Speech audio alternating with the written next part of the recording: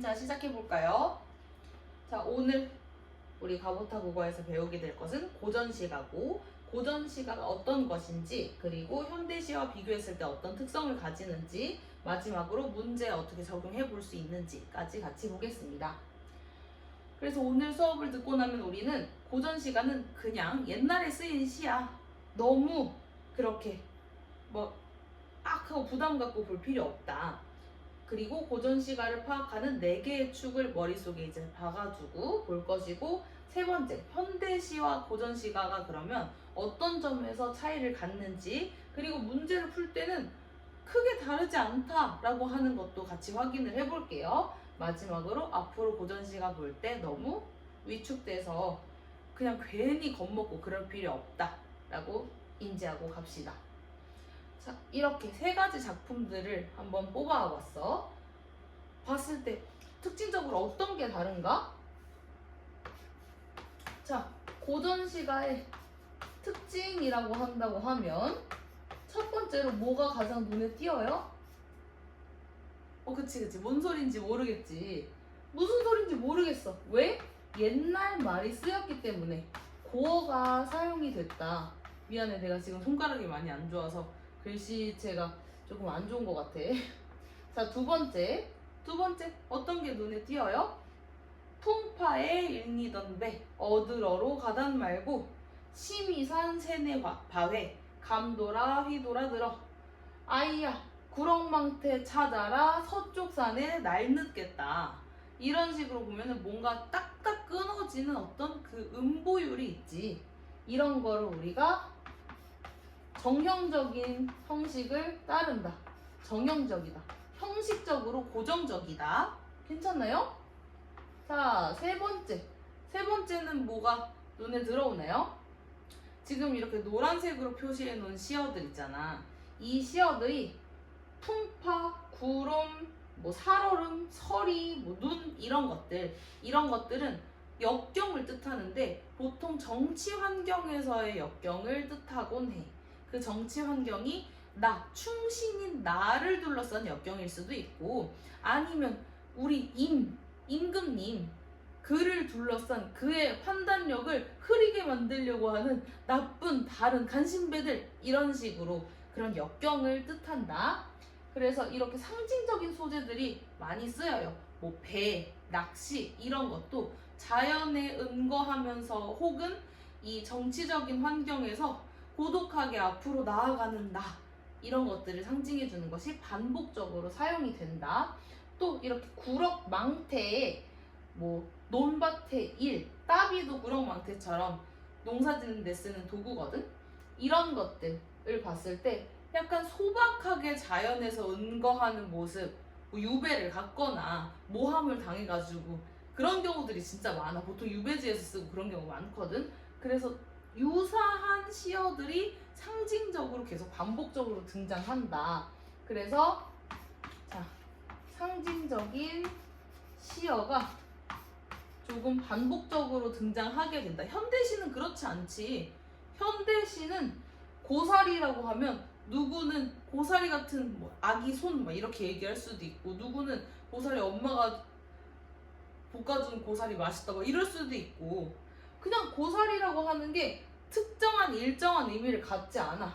배라고 하는 게 일정한 특정한 의미를 지니고 있지 않아. 그런 그 상징적인 의미를 그 시대 양반들이 공유하고 있었기 때문에 가능했던 거예요. 자, 네 번째, 화자가 대부분 고정적이다. 양반, 선비 이런 입장에서 주로 글을 쓰게 돼요. 근데 지금 여기 고전시가의 특징이라고 해서 반드시 모든 고전시가 다 이렇다라고 볼 수는 없지. 그렇게 생각해주면 안 돼. 왜냐면 어딜 가나 또라이들은 한 명씩 있을 거잖아. 다들 유행처럼 그렇게 쓴다 하더라도 나는 그렇게 안 쓸래. 그럴 수 있잖아.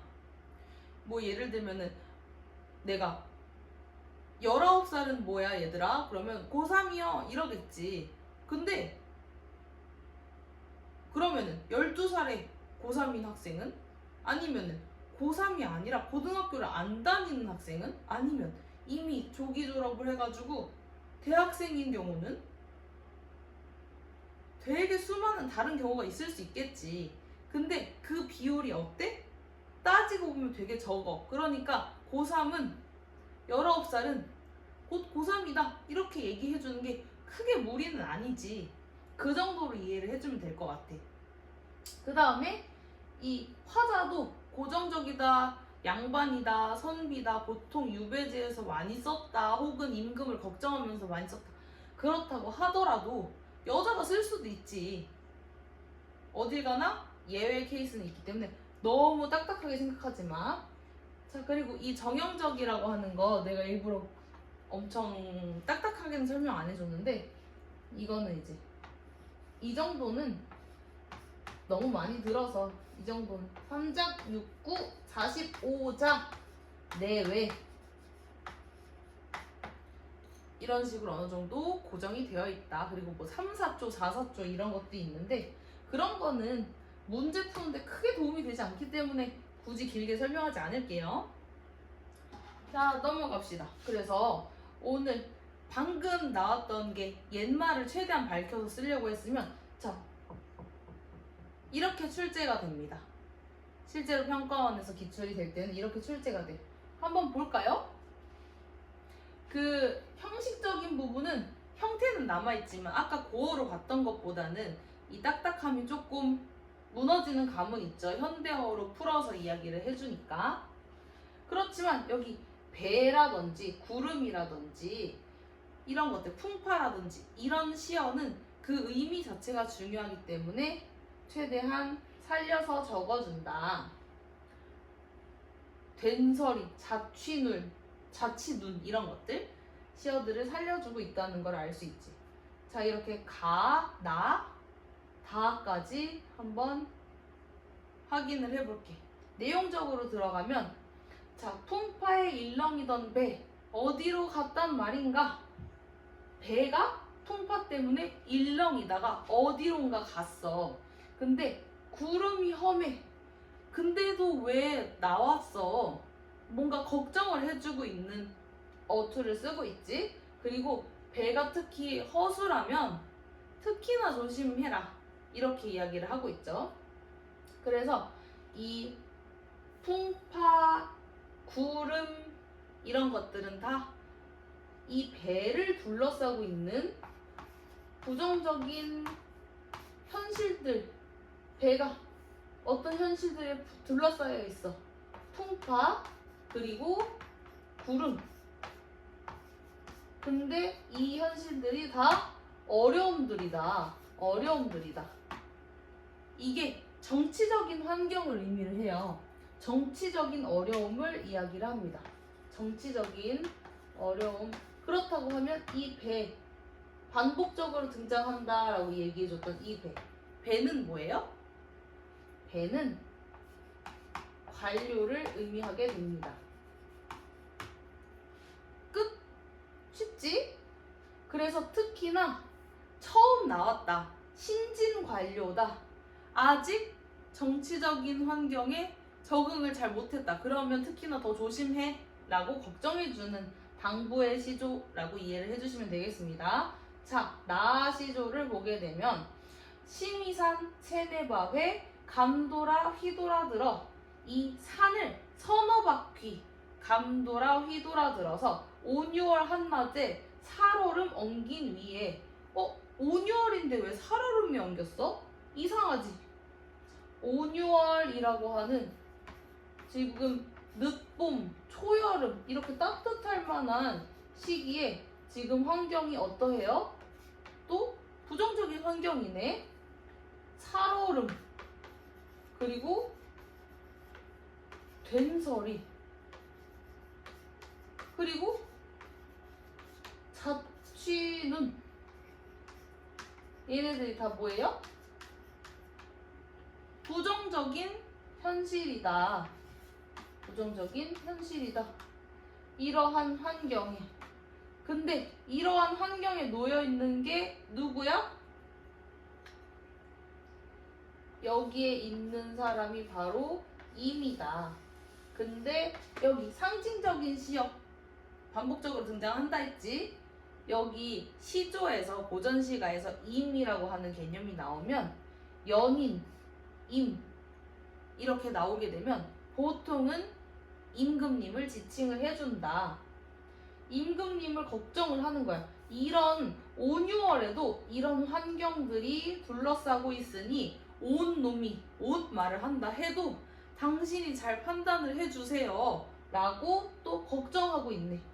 신진 관료를 걱정을 하고 있고 임을 걱정을 하고 있는 내용이다. 정철이 이렇게 오지랖이라고 하면 안 되겠지? 넘어갑시다. 자, 세 번째 달을 보겠습니다. 달을 보면 아이야 구렁망태 찾아라. 서쪽 산에 날 늦겠다.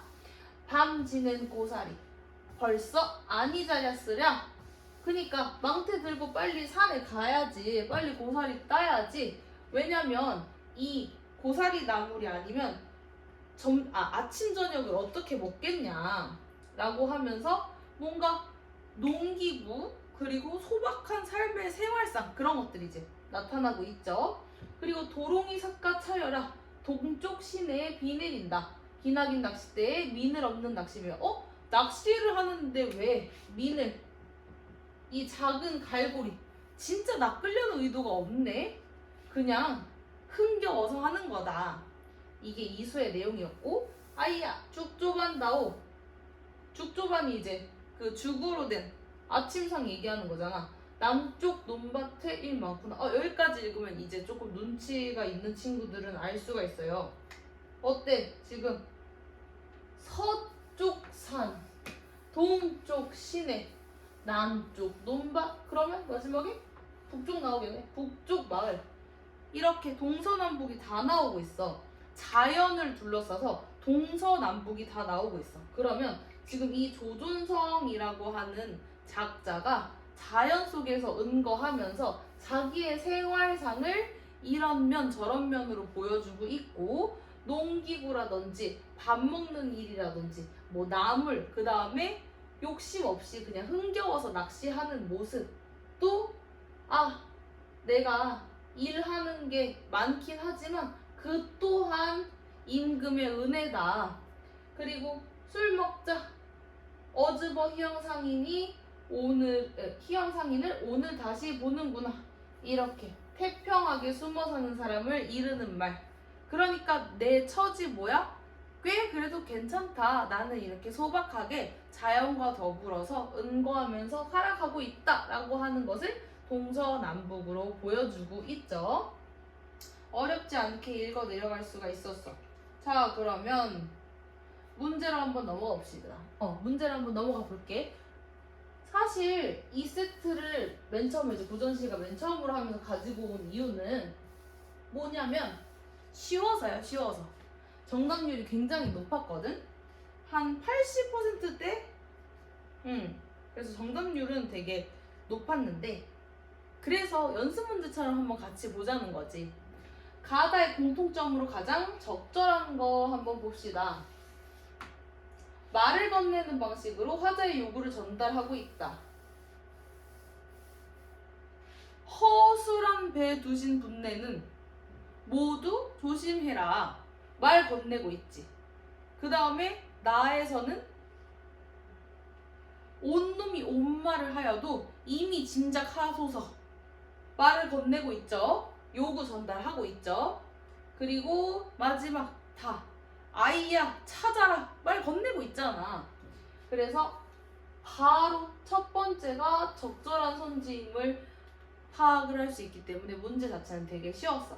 근데 이런 문제 볼 때 우리가 이렇게 통해, 인하하여, 대비하여, 활용하여, 묘사하여 이런 식으로 중간을 끊어서 봐줘야 된다. 그리고 앞부분은 바로 눈에 보이는 형식적인 부분이기 때문에 보통 오답이 앞보다는 그 뒤랑 어떻게 연결되고 있는지, 뒤의 내용 자체가 타당한지 이렇게 판별을 해주는 것이 필요하다.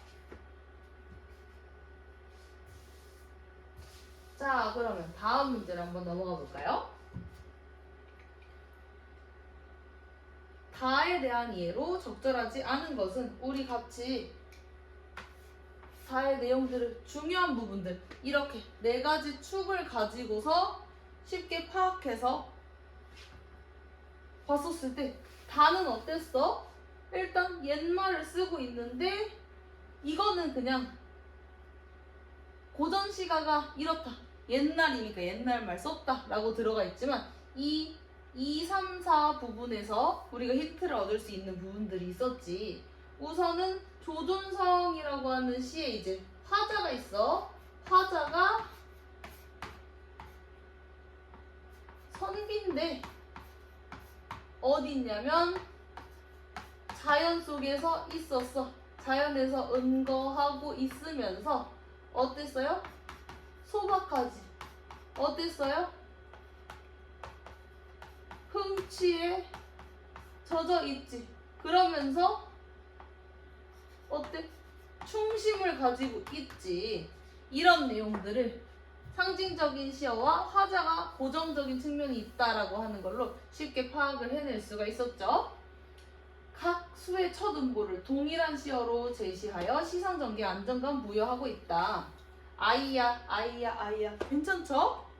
그리고 제1수와 2수는 생활도구를 언급하여 화자가 살아가는 모습을 보여주고 있다. 구렁망태. 그치? 그 다음에 따비. 맞지? 맞고 그 다음에 이 정형적이라고 하는 거에 여기 이 3장에 해당하는 게 초장, 중장, 종장이잖아. 그 현대시에서는 행이라고 할 만한 부분들이 초장, 중장, 종장으로 들어가잖아요. 그랬을 때 제1수와 제3수의 각각 중장에서는 화자가 걱정을 하고 있는데 각 수의 종장에서 어때? 강화되고 있다. 확인해 볼래요? 지금 1수와 3수에 벌써 안이 자랐으랴 서투른 따비는 누구와 마주 잡을꼬. 강화되나? 이 몸이 이 나물 아니면 조서 어이 지내리. 강화된다라고 보기는 일단 어렵고 이 정도면은 그냥 쭉 유지가 되고 있다라고 볼 수 있는데 누구와 마주 잡을꼬 하다가 다 성세군경도 태평한 세월에 자기가 직접 농사를 짓는 이런 노동이라고 하는 것도 일이 많은 것도 임금님의 은혜다. 아니지. 전환이 되고 있지. 강화가 되고 있지 않고 유지되거나 전환되거나 긍정적으로 승화가 되거나 이렇게 되고 있잖아요. 종장에서 강화되고 있다? 아니다. 정답 3번. 4, 5번도 같이 한번 빠르게 볼게요. 간단한 먹을거리, 뭐 고사리라든지 죽조반이라든지 그래서 소박한 생활 드러내고 있다. 맞지? 그리고 자수의 종장은 첫 음보의 감탄 표현을 활용하여 시상을 집약하고 있다. 어즈버 이러잖아. 그걸 가지고서 시상을 집약하고 있다. 이 또한 자연스럽게 맞고 넘어갑시다. 34번. 이게 3점짜리 문제이긴 했는데 그렇게 크게 어렵지는 않았어요. 보기를 참고하여 가부터 다까지를 감상한 내용으로 적절하지 않은 것 한번 보겠습니다. 이렇게 내용적인 보기가 나오면 특히나 고전 작품을 읽을 때는 어떤 주제어들이 들어가 있는지 어떤 환경을 둘러싸고 작품이 등장했는지를 이해하고 들어가 주는 게 좋아요. 굉장히 큰 힌트가 될 수 있어요. 정철과 조존성이 살았던 16세기 후반에서 17세기 초반에는 정치 참여 과정에서 당파 간의 대립과 투쟁이 극심했대.